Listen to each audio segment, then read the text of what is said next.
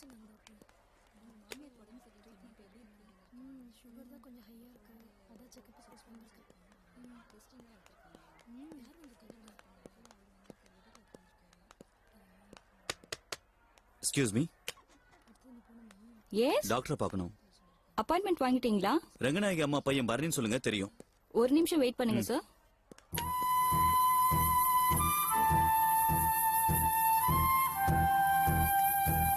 Doctor உங்களை உள்ள கூப்பிடுறாங்க. இங்கே இரு, நான் பேசிட்டு வந்துடுறேன்.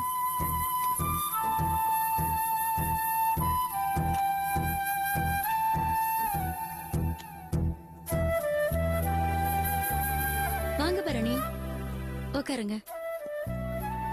Thanks doctor. சித்ரா வந்திருக்காளா? இல்ல டாக்டர், சித்ரா வரல. டாக்டர், என் ஃப்ரெண்டு ஒருத்திக்கு அபார்ஷன் பண்ணணும். வெளியே எங்கேயும் பண்ண முடியாதுன்னு சொல்லிட்டாங்க. அதான் உங்ககிட்ட கூட்டிட்டு வந்திருக்கேன். ஃப்ரெண்டுனா எப்படி? Close friend doctor. கல்யாணம் ஆனவங்களா, கல்யாணம் ஆகாதவங்களா? மேரிட் தான் டாக்டர். ஹஸ்பண்ட் இருக்காரு. ஆனா அவருக்கு தெரியாம பண்ணணும். சரி சரி, புரிஞ்சுக்கிட்டேன். சித்ரா இப்ப அடுத்த குழந்தை பெத்துக்கு போறா? நான் இன்னும் பிசினஸ்ல செட்டில் ஆகல. செட்டில் ஆனதுக்கு அப்புறம் அடுத்த குழந்தை பெத்துக்கலாம்னு முடிவு பண்ணிருக்கோம். டாக்டர், இந்த விஷயம் சித்ராவுக்கு தெரிய வேண்டாமே? கண்டிப்பா சொல்ல மாட்டேன். Thanks doctor. நீங்க போய் அவங்கள வர சொல்லுங்க. Okay doctor.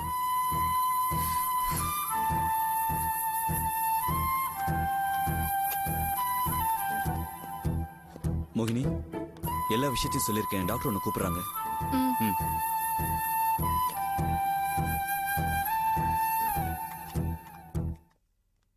பேர் என்னம்மா? மோகினி. சொல்லு, என்ன விஷயம்?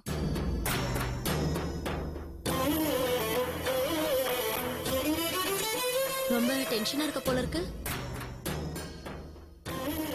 நிறைய இடத்துல போய் அபார்ஷன் பண்ண சொல்லி கேட்டு பண்ண மாட்டேன்னு சொல்லிட்டாங்களா? ஆமா டாக்டர், எல்லா இடத்துலயும் என் ஹஸ்பண்ட் கூட வரணும், அவர் சைன் பண்ணணும்னு சொல்றாங்க. இது முதல் குழந்தை, இதை பெத்துக்கோன்னு சொல்லி என்ன கட்டாயப்படுத்துறாங்க. ஆனா இந்த குழந்தைய பெத்துக்கிறதுல எனக்கு இஷ்டம் இல்ல. பரணி எல்லா விஷயத்தையும் சொல்லிட்டாரு. ஒன்னும் பிரச்சனை இல்ல, அபார்ஷன் பண்ணிடலாம். அப்புறமா என் ஹஸ்பண்ட் சைன் பண்ணணும்னு கேட்க மாட்டீங்களே? அதை எப்படி கேட்பேன்? அதான் எல்லா விஷயத்தையும் புரிஞ்சுக்கிட்டேன்ல. அப்படியே வேணும்னாலும் பரணி கிட்ட வாங்கிக்கிறேன். ஆனா உங்க வீட்ல இருந்து இதனால எனக்கு எந்த பிரச்சனையும் வந்துடக்கூடாது. இல்ல டாக்டர், எந்த பிரச்சனையும் வராது. நான் இந்த விஷயத்த என் வீட்டுல யார்கிட்டயும் சொல்ல போறது இல்ல, எனக்கு மட்டும்தான் தெரியும். அப்புறம் நான் எப்போ வரணும்? உன் சௌகரியப்படி நாளைக்கு கூட வரலாம். காலையில 8 மணிக்கு எம்டி ஸ்டொமக்கோட வந்துரு. ஒரு 3 ஹவர்ஸ்ல வீட்டுக்கு போயிடலாம். வீட்டுக்கு போய் ரெஸ்ட் எடுத்துக்கலாம். ரொம்ப லேட் பண்ணிடாத, அப்புறம் அபார்ஷன் பண்ண முடியாது. Thank you doctor. மத்த விஷயத்த நான் பரணி கிட்ட பேசிக்கிறேன். நீங்க போங்க. ஹலோ பரணி, எப்படி இருக்கீங்க? நல்லா இருக்கேன். நீங்க எப்படி இருக்கீங்க? என்ன இந்த பக்கம்? ஃப்ரெண்ட பார்க்க வந்தேன். அப்படியா? டாக்டர் பார்க்க வந்தீங்களா? ஆமா. Okay, bye. Bye. Bharani, doctor okay சொல்லிட்டாங்க. ஓ, நாளைக்கு வர சொல்லிட்டாங்க. சொல்லிட்டாங்களா? தேங்க்ஸ் சொல்லிட்டு வந்துடுறேன். நீங்க இரு.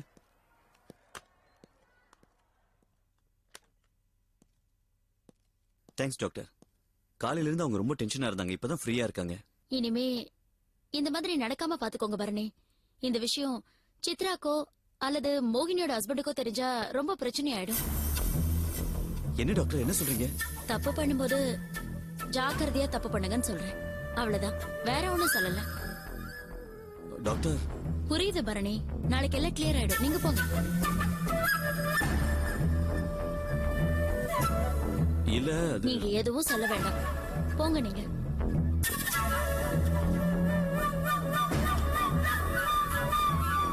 என்ன மோகினி, கிளம்பலாமா? ஓகே பரணி. வா.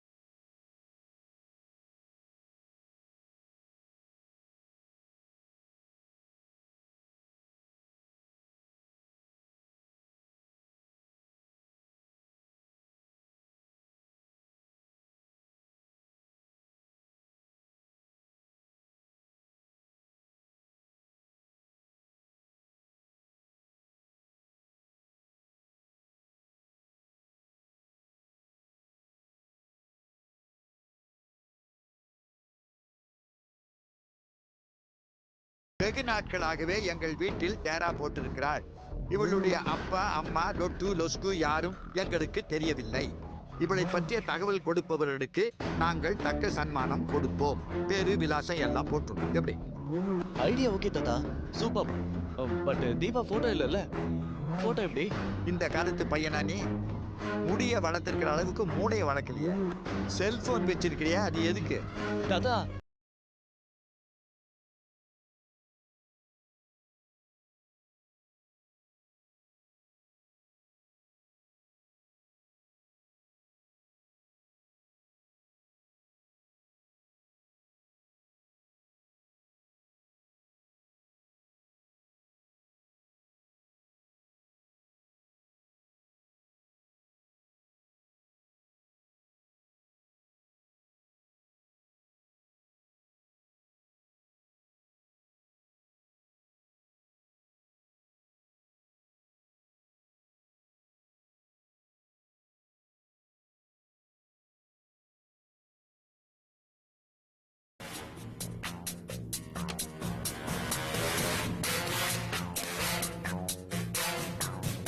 ஹலோ, நான் மோகினி பேசுறேன்.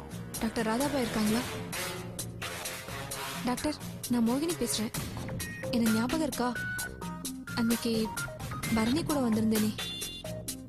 ஆ, அதே மோகினி தான். இன்னைக்கு அபாஷனுக்காக உங்ககிட்ட அப்பாயின்மெண்ட் வாங்கியிருக்கேன். நான் எதுவும் சாப்பிடல. ஆ, வீட்ல இருந்து கிளம்பிட்டேன். ஆனா டாக்டர், ஒரு விஷயம். நான் 3 மணிக்குள்ள வீட்ல இருக்கணும். கொஞ்சம் அனுப்பிடுங்க. நான் ஆபீஸ் போறதா சொல்லிட்டு தான் அங்க வரேன். என் மாமனார் மாமியாருக்கு இந்த விஷயம் தெரியாது. அதான். ஆ, கிளம்பிட்டேன். Okay, bye. என்னத்த எங்க கிளம்பிட்டீங்க? அது ஒண்ணு இல்லம்மா, நீ குழந்தை உண்டானா திருப்பதிக்கு வரதா நானும் உங்க மாமாவும் வேண்டிக்கிட்டு இருந்தோம். நேத்துக்கு நைட்டு நாளை காலையில திருப்பதி போலான்னு உங்க மாமா சொன்னாரு. அதான் கார் கூட ஏற்பாடு பண்ணிட்டோம். நைட்டு திரும்பி வந்துருவோம். ரொம்ப தேங்க்ஸ். நாங்க திருப்பதி போறதுக்கு நீ எதுக்குமா தேங்க்ஸ் சொல்ற? அது மாமா, சந்தோஷத்துல என்ன பேசுறேனே தெரியல. அது தேங்க்ஸ் இல்ல மாமா, சந்தோஷம். பொறுக்க போற குழந்தைக்காக நீங்க 2 பேரும் திருப்பதி வரைக்கும் போறீங்க இல்லையா? ரொம்ப சந்தோஷம் மாமா. அத்தை, போயிட்டு இன்னைக்கே திரும்பி வரணும்னு அவசியம் இல்ல. இருந்து சாவகாசமா தரிசனம் முடிச்சிட்டு நாளைக்கு வந்தா போதும். 2 நாள் ஆனா கூட பரவாயில்ல.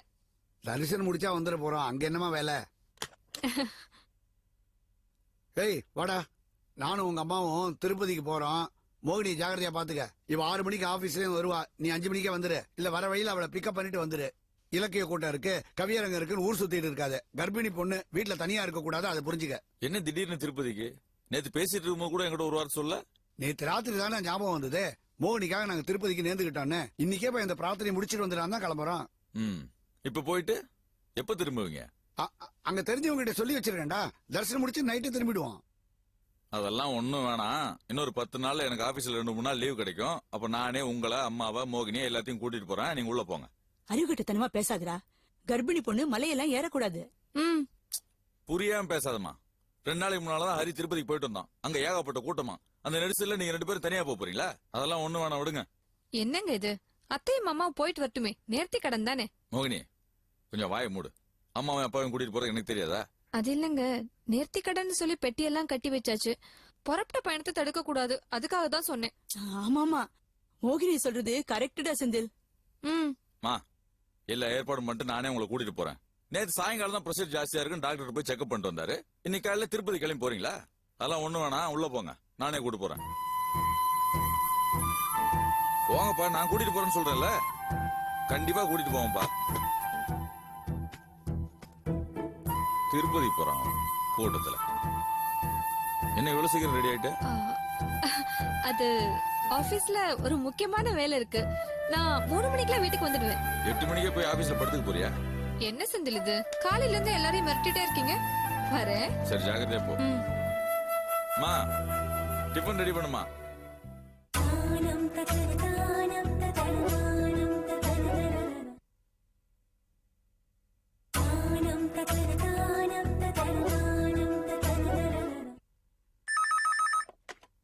Hello, Indian hospital?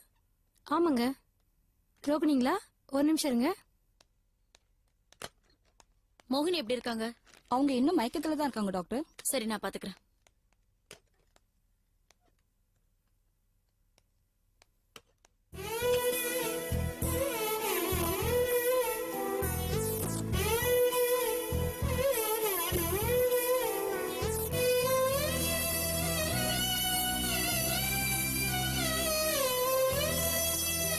மோகினி, மோகினி, மோகினி.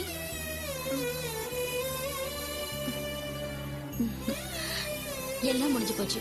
Are you alright? Thanks doctor. இனிமேலாவது ஜாக்கிரதையா இருங்க.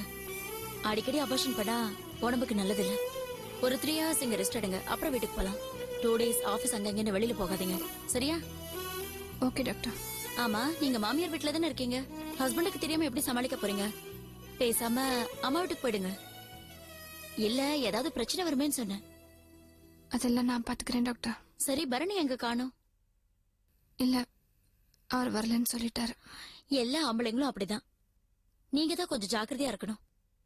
பரணி கல்யாணம் ஆனவர், ஒரு குழந்தையும் இருக்கு. நீங்க தான் கேர்ஃபுல்லா இருக்கணும்.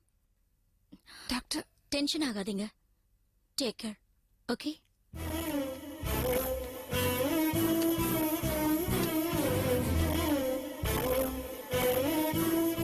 ஓ, டாக்டர் தப்பா நினைச்சிட்டாங்க. எனக்கும் பரணிக்கும் ஐம் சாரி பரணி.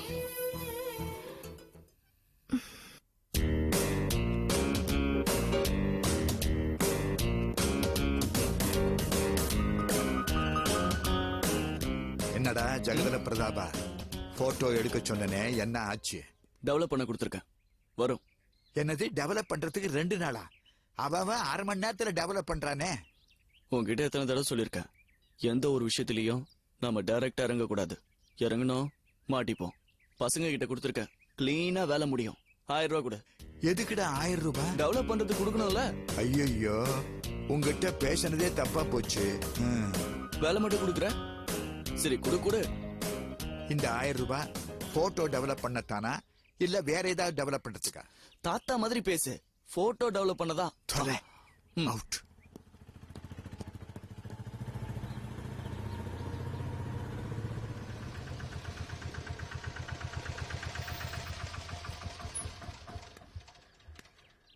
காஷி, இவன்லாம் ஆட்டோல ஏற ஆரம்பிச்சுட்டானா? மூதேவி கலா, இவளைத்தான் நான் வீட்டு வாசப்படியே மிதிக்க கூடாதுன்னு சொன்னனே. இவ எதுக்கு மறுபடியும் இங்க வரா?